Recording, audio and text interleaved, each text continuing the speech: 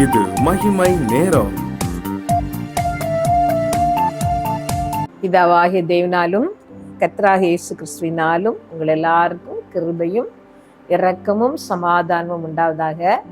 திரும்பமாக இந்த மகிமை டிவியின் வாயிலாக நாம் ஒருவரை ஒருவர் சந்திக்கத்தக்கதாக கர்த்தர் நமக்கு பாராட்டின மகா பெரிய தயவுக்காக சகல துதியும் கனமும் மகிமையும் அவர் ஒருவருக்கே உண்டாவதாக.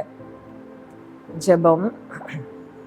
சர்வ வல்லமையுள்ள எங்கள் நல்ல தகப்பனே, இந்த நல்ல நாளுக்காக உம்மை நாங்கள் ஸ்தோத்திரிக்கிறோம்.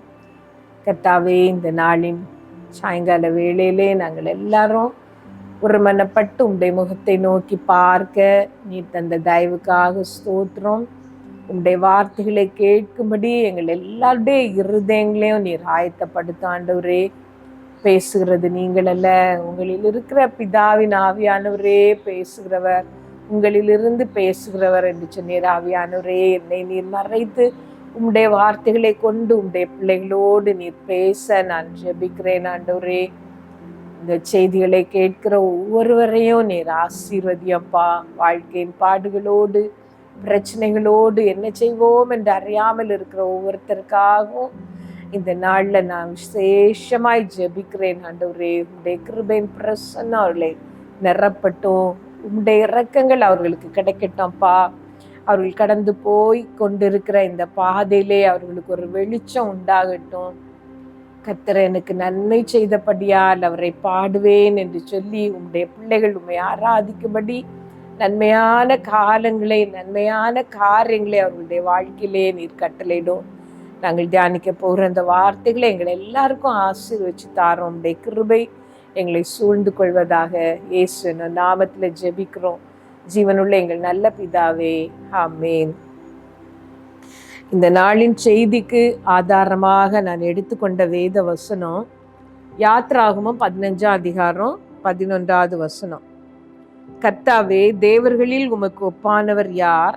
பரிசுத்தத்தில் மகத்துவம் உள்ளவரும் துதிகளில் பயப்படத்தக்கவரும் அற்புதங்களை செய்கிறவருமாகிய உமக்கு ஒப்பானவர் யார்? கர்த்தாவே, உமக்கு ஒப்பானவர் யார்? இந்த வாரத்தின் தொடர் செய்திகளாக நாம் தியானிக்க போகிறது அவர் ஒருவரே, கர்த்தர் ஒருவரே என்கிற தலைப்பிலே நாம் தியானிக்க போகிறோம். இந்த வார்த்தையை நாம் இன்றைக்கு கேட்ட இந்த வசனத்தை சொன்னது மோசேயும் இஸ்ரவேல் ஜனங்களும். அவர்கள் எப்பொழுது இதை சொன்னார்கள் என்றால், எகிப்திலிருந்து அவர்கள் வெளியே வந்த பிறகு வனாந்திரத்திலே அவர்கள் நடக்க தொடங்கி இருக்கிறார்கள். திடீரென்று திரும்பி பார்த்தால் பின்னால் பார்வோன் அவர்களை நெருங்கி வருகிறான். முன்னாலே செங்கடல். இவர்களுக்கு போக ஒரு வழி தெரியவில்லை. இந்த செங்கடலுக்கும் அவர்கள் விரோதியான அந்த பார்வோன் ராஜாவுக்கும் இடையிலே சிறைப்பட்டவர்களாக அகப்பட்டு கொண்டவர்களாக அவர்கள் கலங்கி முறையிட்டார்கள். சிவந்த சமுத்திர ஓரத்திலே அவர்கள் கலகம் பண்ணினார்கள் என்று வேதவசனம் சொல்லுகிறது.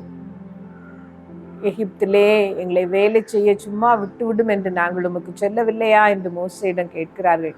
இந்த வனாந்திரத்திலே மடிகிறதை பார்க்கிலும் எகிப்திலே வேலை செய்வது எங்களுக்கு நன்றா இருந்திருக்கும் என்று சொல்லுகிறார்கள். அப்பொழுது கர்த்தர் அவர்கள் மேல் வைத்த இரக்கத்தினால் மோசே பார்த்து, நீ அந்த கோலை நீட்டு என்றார். மோசே கோலை நீட்டின பொழுது அந்த செங்கடல் நடுவாக பிளந்தது. வெட்டாந்திரையில் நடக்கிறது போல அதிலே நடந்து போனார்கள். பார்வோனும் அவனுடைய சேனைகளும் அவரை பின்தொடர நினைத்து தோற்று போனார்கள்.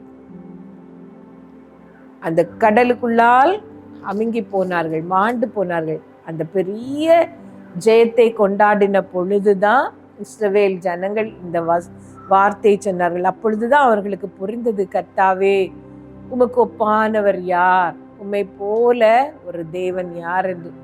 இந்த ஜனங்களிடத்திலே அவ்வளவு குறைவு இருந்த பொழுதிலும் கர்த்தர் அவர்களுக்கு பெரிய அதிசயத்தை அவர்களுக்கு செய்தார். நம்முடைய தேவனை போல ஒரு தேவன் இல்லை. கர்த்தரை அல்லாமல் ஒரு கன்மலையும் இல்லை. நாம் பார்த்த இந்த வசனத்திலே 3 காரியங்களை இந்த இஸ்ரவேல் ஜனங்களும் மோசேயும் சொல்கிறார்கள். 1, பரிசுத்தத்தில் மகத்துவம் உள்ளவர், துதிகளில் பயப்படத்தக்கவர், அற்புதங்களை செய்கிறவர். நம்முடைய தேவனை போல ஒரு தேவன் இல்லை. அவருக்கு ஒப்பானவர் வேறு யாரும் இல்லை. அவரே தேவன், அவரே சர்வ வல்லவர். 3 காரியங்களை நாம் பார்க்கிறோம். பரிசுத்தத்தில் அவர் மகத்துவம் உள்ளவர். அவரை போல பரிசுத்தமுள்ள ஒரு தேவன் இல்லை. துதிகளில் பயப்படத்தக்கவர். நாம் அவரை எவ்வளவு வேண்டுமானாலும் துதிக்கலாம். எந்த துதி ஸ்தோத்திரத்துக்கும் மேலான மகிமை உள்ள நாமத்தை அவர் உடையவர். அவர் சொல்ல ஆகும், அவர் கட்டளையிட நிற்கும். அவரால் கூடாத அதிசயமான காரியம் ஒன்றுமில்லை. அற்புதங்களை செய்கிறவர். இந்த 3 காரியங்களையும் சொல்லி இஸ்ரவேல் ஜனங்கள் கர்த்தரை துதித்தார்கள். நம்முடைய தேவன் நிகரில்லாதவர். அவருக்கு யாரையும் நாம் ஒப்பிட முடியாது. ஒப்பில்லாத ஒரு நிகரில்லாத ஒரு தேவன். இவ்வளவு பெரிய தேவன் அற்ப மனுஷர்களாகிய நம்மை அவர் நேசிக்கிறார். நம்மை அவர் தெரிந்து கொண்டார். நமக்காக இந்த பூலோகத்திலே ஒரு மனுஷனாக இறங்கி வந்தார். நமக்காக அவருடைய இரத்தம் முழுவதையும் சிந்தி நம்மை மீட்டு கொண்டார் என்று தியானிக்கும் பொழுது அது எவ்வளவு பெரிய பாக்கியம் நமக்கு உண்டாயிருக்கிறது என்று நமக்கு புரியும். இந்த வாரத்திலே கர்த்தருக்கே உரிய குணாதிசயங்களை நாம் தியானிக்க போகிறோம். அவர் மாத்திரமே என்கிற குணங்களை நாம் இந்த வாரத்திலே நாம் தியானிக்க போகிறோம். இந்த செய்தியை கேட்கிற நீங்கள் உங்கள் குறைவுகளை எண்ணி வேதனைப்பட்டு கொண்டிருக்கலாம். என்னுடைய வாழ்க்கையில தான் இவ்வளோ பெரிய குறைகள் இருக்கிறது, என்னுடைய வாழ்க்கையில தான் நான் கஷ்டப்பட்டு கொண்டிருக்கிறேன், உலகம் எல்லாம் அழிந்து கொண்டிருக்கிறது, நானோ பாடுகளை அனுபவித்து கொண்டிருக்கிறேன் என்று நீங்கள் சொல்லலாம். உங்களுக்காகவே தான் இந்த வாரத்தின் செய்தி. ஒவ்வொரு நாளின் செய்தியையும் கவனமாக கேளுங்கள். கர்த்தர் இந்த வார்த்தைகளின் மூலமாக உங்களை தேற்றுவார், உங்களை பலப்படுத்துவார். அவரால் கூடாத அதிசயமான காரியம் ஒன்றுமே இல்லை. கர்த்தர் சர்வ வல்லவர். நமக்கு ஒரு மட்டு நமக்கு இருக்கலாம், இவ்வளவுதான், இதற்கு மேல் முடியாது, இதற்கு மேல் இல்லை என்கிற நிலைகளிலே நாம் வந்திருக்கலாம். ஆனால் கர்த்தருக்கு அப்படி ஒரு எல்லை கிடையாது. அவரால் எல்லாம் கூடும், அவரால் எல்லாம் கூடும். உலகத்தின் காரியங்கள் எல்லாவற்றிற்கும் மேலும் சர்வ அதிகாரமும் உடையவர் அவர். அவரால் கூடாத அதிசயமான காரியம் ஒன்றுமே இல்லை. நான் தோற்று போய் இருக்கிறேனே, என்னுடைய வாழ்க்கையின் காரியங்கள் எல்லாம் ஒரு முடிவுக்கு வந்தது போல் இருக்கிறதே, நான் நம்பின நம்பிக்கையிலெல்லாம் எனக்கு நம்பக்கூடாதபடி காரியங்கள் நடக்கிறதே என்கிற சோர்வோடு நீங்கள் இதை கவனிக்கிறீர்கள். ஆனால் நீங்கள் தைரியம் கொள்ளுங்கள். மனுஷரால் கூடாதவைகள் தேவனால் கூடும். அவர் சகலத்தையும் செய்ய வல்லவர். ஒரு தடவை உங்களை தாழ்த்தி ஆண்டவருடைய சமூகத்திலே, ஆண்டவரே, நான் தோற்று போன ஒரு நிலையிலே இருக்கிறேன், ரொம்ப விசுவாசிக்கிறேன் என்று சொல்லி நான் நினைத்தேன், ஆனால் என்னுடைய விசுவாசம் எல்லாம் குன்றி போன ஒரு நிலையிலே நான் வந்திருக்கிறேன், ஆண்டவரே எனக்கு உதவி செய்யும் என்று கேட்பீர்களா? ஆண்டவர் அன்னைக்கு அந்த சந்திரரோகியாகிய மகனை கொண்டு வந்த தகப்பனாரிடத்திலே சொன்னது அதுதான். நீ விசுவாசிக்க கூடுமானால் ஆகும். அவன் சொன்னான், அந்த தகப்பனார் சொன்னார், ஆண்டவரே நான் விசுவாசிக்கிறேன், ஆனாலும் என் அவிசுவாசம் நீங்கும்படி உதவி செய்யும் என்று நீங்களும் கேட்பீர்களா? எங்கள் நல்ல தகப்பனே, இந்த நல்ல நாளுக்காக நாங்கள் உண்மை ஸ்தோத்திரிக்கிறோம். கர்த்தரை போல ஒரு தேவன் இல்லை, எங்கள் தேவனை போல ஒரு கன்மலையும் இல்லை என்று நாங்கள் விசுவாசித்து உம்முடைய திரு சமூகத்திலே வருகிறோம். இந்த வாரத்தின் ஒவ்வொரு செய்திகளோடு நீர் எங்களோடு இடைப்படும். எங்கள் வாழ்க்கையிலே பலத்த காரியங்களை செய்யும்ப்பா, பலத்த அதிசயங்களை நாங்கள் காண செய்யும்.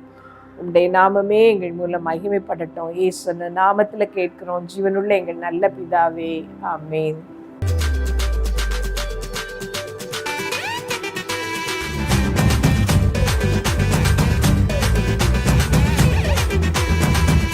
மகிமை மகிமை மகிமை